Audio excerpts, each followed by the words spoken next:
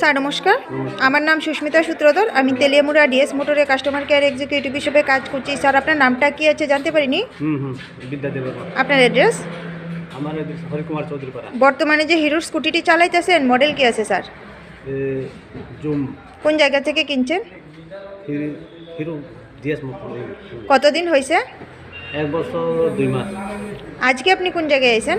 আমি DS motor শুনি কিসের জন্য আইছেন? সার্ভিসিং। আজকে যখন আপনার স্কুটারটা নিয়ে আমাদের এখানে আইছেন, আমাদের এখানে টেকনিশিয়ান বা সুপারভাইজার ওয়েলকাম জানাইছিনি স্যার? হ্যাঁ জানিস। যে কাজের জন্য আইছিলেন কাজটা হয়েছিনি? হয়েছে। যত টাকা জানাইছিল সেম টাকার মধ্যেই হয়েছিনি? যতক্ষণ সময় লাগার কথা হয়েছিল সেম সময়ের মধ্যেই হয়েছিনি? বিলের কপিটা পাইছেননি স্যার? বিলটা বুঝাই দিছে তো না? খাওয়ার একটা ফুড কুপন পাইছিলেন নি স্যার?